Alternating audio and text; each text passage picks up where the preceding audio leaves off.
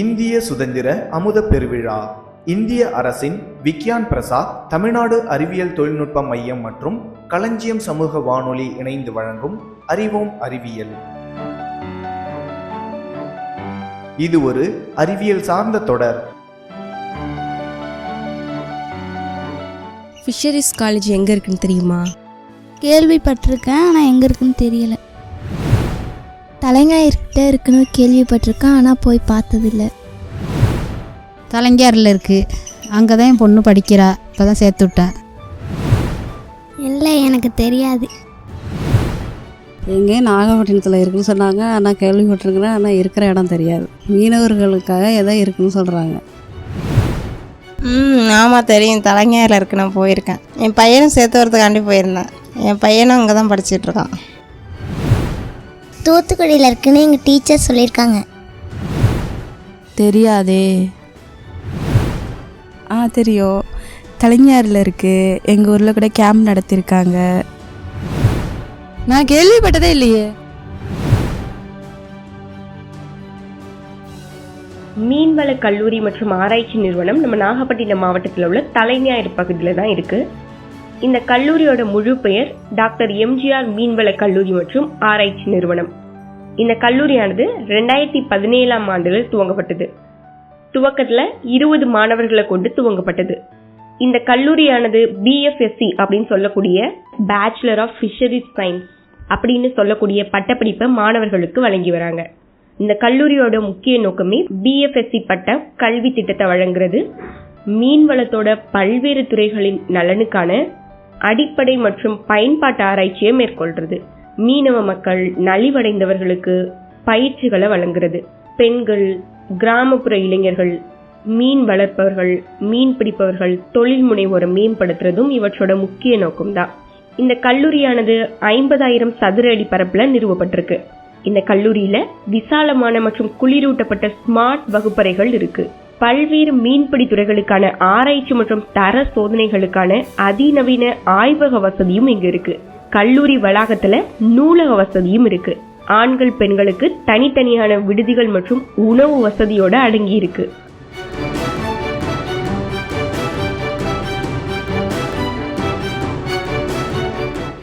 இப்போ நாம கேட்ட இந்த அறிவியல் சார்ந்த கருத்துக்களை தொடர்ந்து ஒரு நாடகத்தில் வரும் அறிவியல் தகவல்களையும் கேட்டு மகிழலாம்.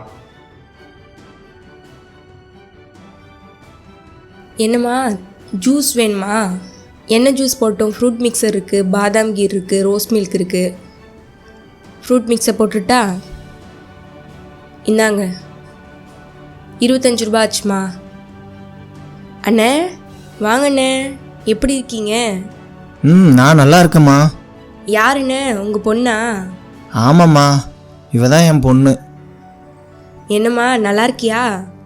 என்ன படிக்கிற? நான் நல்லா இருக்கேன். நீங்கள் எப்படி இருக்கீங்க? இப்போ தான் 12th முடிச்சுட்டு இன்றைக்கி தான் மார்க் ஷீட்லாம் வாங்கிட்டு வரோம். அப்படியா? எவ்வளோ மார்க்மா எடுத்திருக்க? நான் 462 மார்க்கத்தை. சூப்பர்மா, நல்லா படிக்கிற பொண்ணு போல இருக்கு. அப்புறம் என்னென்ன, பொண்ணு நல்ல மார்க் எடுத்துட்டா என்ன சேர்க்குறது ஐடியா?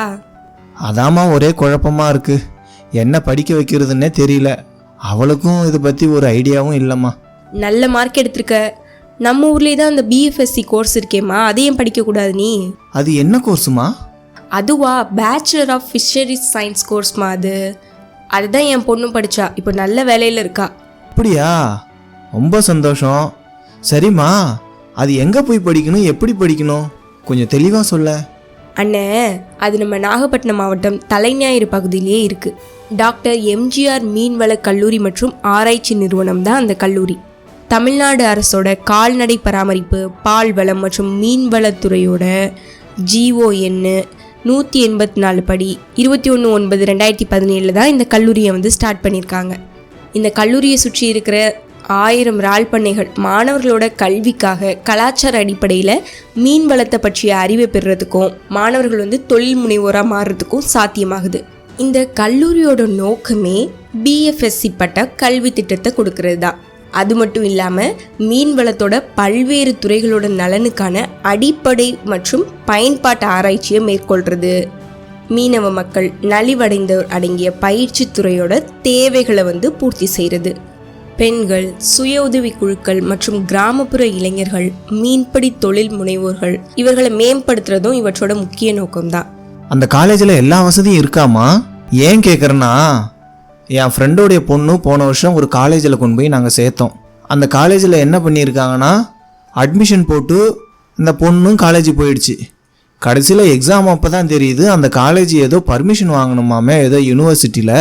அந்த யூனிவர்சிட்டியில் ஏதோ பர்மிஷன் வாங்காமல் அட்மிஷன் போட்டதா சொல்லி ஒரு பெரிய பிரச்சனையாக வந்துடுச்சுமா. அதனால் அதை கொஞ்சம் தெளிவாக பார்த்து விசாரித்து சொல்லுமா. அதெல்லாம் நீங்கள் ஒன்றும் பயப்படாதீங்கண்ணே. இது அரசாங்கத்தால் அங்கீகரிக்கப்பட்ட ஒரு அரசு கல்லூரி தான் இது. இதில் விசாலமான குளிரூட்டப்பட்ட ஸ்மார்ட் கிளாஸ்லாம் இருக்குண்ணே. அது மட்டும் இல்லாமல் பல்வேறு மீன்பிடி துறைகளுக்கான ஆராய்ச்சி மற்றும் தர சோதனைகளுக்கான அதிநவீன ஆய்வக வசதியெல்லாம் இருக்குது. கல்லூரி வளாகத்திலேயே நூலக வசதியும் இருக்குது. ஆண்கள் பெண்களுக்கெல்லாம் விடுதிகள், உணவக வசதியோட தனித்தனியாக இருக்கு. சரிம்மா, நீ சொல்கிறதெல்லாம் நல்லா தான் இருக்குது கேட்க. ஆனால் அந்த காலேஜில் நல்லபடியாக சொல்லி கொடுக்குறாங்களா? அந்த படிப்பு ரொம்ப கஷ்டமாக இருக்குமோ? அப்படிலாம் இல்லைண்ணே. என் பொண்ணு தமிழ் மீடியத்தில் தான் படித்தா. அவளே இங்கே சூப்பராக படித்து இன்றைக்கி கவர்மெண்ட் வேலையில் இருக்கானா பார்த்துக்கோயேன். இதில் ஒரு 7 வகையான படிப்பு இருக்குண்ணே. அண்ணன், நீர்வாழ் சுற்றுச்சூழல் மேலாண்மை துறைன்னு ஒன்று இருக்குது. இதில் காவிரி டெல்டா பகுதி, அதான் நம்ம பகுதி இருக்குல்லண்ணே, இந்த பகுதியில் உள்நாட்டு மற்றும் கடலோர நீரோட ஹைட்ரோபயாலஜி மற்றும் பல்லுயிர் பற்றிய ஆய்வுகள் எல்லாம் மேற்கொள்கிறாங்க. அது மட்டும் இல்லாமல் நம்ம நாகப்பட்டினம் கடற்கரையோர நீர்வளத்தோட மாசுபாடு பற்றி கண்காணிப்பு மற்றும் தாக்கம் குறித்தும் இவங்க ஆய்வு செஞ்சு வராங்க. அடுத்தது மீன் வளர்ப்பு துறை. இந்த துறையோட நோக்கமே மீன் வளர்ப்பு, மீன் ஊட்டச்சத்து, மீன் மற்றும் மட்டி விதை உற்பத்தி, அலங்கார மீன் வளர்ப்பு, இப்படி பல்வேறு வகையான மீன்களோட உற்பத்தியை அதிகரிக்கிறது தான் இவற்றோட முக்கிய நோக்கமே. அடுத்தது மீன்வள விரிவாக்க பொருளாதாரம் மற்றும் புள்ளியியல் துறை. இவற்றோட முக்கிய நோக்கமே மீன்வள விரிவாக்கம், பொருளாதாரம், புள்ளியியல் மற்றும் தகவல் அறிவு ஆகியவற்றோட ஆராய்ச்சி நிகழ்வுகளை நடத்துறது தான். அது மட்டும் இல்லாமல் பல்வேறு விரிவாக்க முறைகள் மற்றும் தகவல் சேவைகள் மூலமாக மீன்பிடி கண்டுபிடிப்புகளை பரப்புறதும் இவற்றோட முக்கிய நோக்கம்தான். அடுத்தபடியாக பார்த்தோம்னா மீன் பதப்படுத்தும் தொழில்நுட்பத்துறை. இவற்றோட முக்கிய நோக்கமே மீனவர்கள், மகளிர் சுய உதவி குழுக்கள், தொழில் முனைவோர்கள் மற்றும் பிறருக்கும் மீன் பதப்படுத்துதல் துறையோட பயிற்சி திட்டங்களை ஏற்பாடு செஞ்சு மீன் பதப்படுத்துதலோட வேலை வாய்ப்புகளை உருவாக்கி அவர்களோட சமூக பொருளாதார நிலையை மேம்படுத்துறது தான் இவற்றோட முக்கிய நோக்கம். அடுத்தபடியாக பார்த்தோம்னா மீன்பிடி தொழில்நுட்பம் மற்றும் மீன்பிடி பொறியியல் துறை. இவற்றோட முக்கிய நோக்கம் கடல் சூழலில் மீன் பிடிக்கிறதால ஏற்படக்கூடிய எதிர்மறையான தாக்கங்களை குறைக்கிறதும், மீன்பிடி தொழிலில் பொறுப்பான மீன்பிடி நடைமுறைகளை மேம்படுத்துறதும் தான் இவற்றோட முக்கிய நோக்கம். அடுத்த துறைன்னு பார்த்தோம்னா மீன் நோயியல் மற்றும் சுகாதார மேலாண்மை துறை. இவற்றோட முக்கிய நோக்கம் தற்போது வளர்ந்து வரக்கூடிய மீன் மற்றும் ஷெல் மீன் நோய்களை கண்டறிஞ்சு அவற்றோட நோயறிதல் தொழில்நுட்பங்களை உருவாக்குறது தான். அடுத்த துறை அப்படின்னு எடுத்துக்கிட்டோம்னா மீன்வள உயிரியல் மற்றும் வள மேலாண்மை துறை. இவற்றோட முக்கிய நோக்கம் நம்ம நாகப்பட்டினம் மாவட்டத்தில் உள்ள கடற்கரையில் வணிக ரீதியான முக்கியத்துவம் வாய்ந்த மீன்கள் மற்றும் மட்டி மீன்களோட பன்முகத்தன்மையை ஆய்வு செய்கிறது. அது மட்டும் இல்லாமல் நம்ம பகுதியில் கடற்கரையில் சிக்கி தவிக்கக்கூடிய அழியக்கூடிய நிலையில் உள்ள கடல் விலங்குகளை குறித்து ஆய்வுகளை மேற்கொள்கிறது. அவ்வளோதானே, ரொம்பவே சுலபம்தான். இந்த 7 துறைகள் தான் இந்த கல்லூரியிலேயே இருக்குது. படிப்பும் ரொம்ப ரொம்ப சுலபமாக இருக்கும். உன் பொண்ணும் நல்ல மார்க் எடுத்திருக்கா, நிச்சயமாக இந்த கல்லூரியில் சேர்த்து விடு. சரிம்மா, இந்த கோர்ஸை பற்றி அழகாகவும் தெளிவாகவும் எனக்கு புரிய வச்சுட்ட. ஆனால் இந்த கோர்ஸ் படித்தா என்ன மாதிரியான வேலை கிடைக்கும்? அண்ணன், மீன் உற்பத்தியிலேயே சீனா தான் முதலிடத்தில் இருக்குது. அதற்கு அடுத்தபடியாக 2ஆம் இடத்துல நம்மளுடைய இந்தியா தான் இருக்குது. மீன் ஏற்றுமதி உற்பத்தியில் 33,000 கோடி நம்ம இந்தியாவுக்கு கிடைக்குது. அதனால் தயங்காமல் நீங்கள் இந்த கோர்ஸ் எடுக்கலாம். ஏன் அப்படின்னா அக்வா கல்ச்சர் அப்படின்னு சொல்லக்கூடிய இந்த மீன் உற்பத்தியில் 12% வளர்ச்சியில் தான் இந்த தொழில்நுட்பம் போயிட்டுருக்கு. இந்த கோர்ஸ் 4 வருஷ படிப்பு தான். இதில் முதுகலை படிப்பு முடிச்சிங்கன்னா பேராசிரியர் ஆகலாம். அது மட்டும் இல்லாமல் மீன்வள விஞ்ஞானியாக கூட ஆகலாம். மீன்வள ஆய்வாளர், உதவி ஆய்வாளர், வங்கிகளில் இன்சூரன்ஸ் ரிலேட்டடாக கூட இந்த படிப்பு மூலியமாக எடுக்கிறாங்க. என் பொண்ணு கூட வேலையில் இருக்கான்னு சொன்னேன்லண்ணே, அவள் இந்த சென்ட்ரல் கவர்மெண்ட் மூலியமாக நடத்தக்கூடிய ஏஆர்எஸ் அப்படின்னு சொல்லக்கூடிய ஒரு பரீட்சையை தான் எழுதினா. அது மூலியமா Indian council of research council மூலியமாக இன்றைக்கி அவள் வந்து ஒரு நல்ல பதவியில் இருக்கா. அதனால் இந்த படிப்பு மூலயமா நிறைய இடங்களில் வந்து வேலை வாய்ப்பு இருக்குதான். அதனால் உன் பொண்ணையும் வந்து தயங்காமல் நீ இதில் வந்து சேர்த்து விடுன. சரிம்மா, எனக்கு புரிகிற மாதிரி ரொம்ப அருமையாக நீ சொல்லியிருக்க.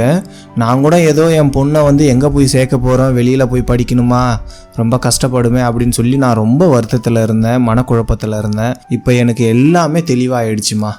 பக்கத்துலேயே காலேஜை வச்சுக்கிட்டு நான் எங்கெங்கேயோ போய் தேடி இருக்கேன். கண்டிப்பாக என் பொண்ணுக்கும் அங்கே ஒரு சீட்டு கிடைச்சா நல்லாயிருக்கும். சரி சரிண்ணே, உன் பொண்ணு தான் நல்ல மார்க் எடுத்திருக்காள, கண்டிப்பாக கிடைக்கும். மறந்தே போயிட்டேன் பாரு, என்ன ஜூஸ் குடிண்ணே. ஆமாம்மா, 2 ஜூஸை போட்டு கொடு. என்னம்மா வெயில் அடிக்குது.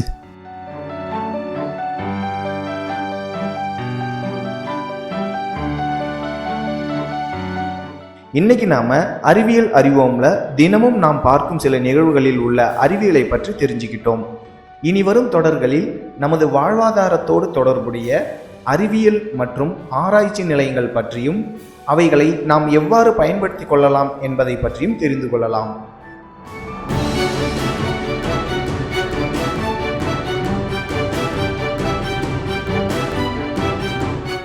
என்ன நேயர்களே, தொடர்ந்து இந்த நிகழ்ச்சியை கேளுங்கள். நீங்கள் கேட்டுக்கொண்டிருப்பது களஞ்சியம் சமூக வானொலி பண்பலை 90.8.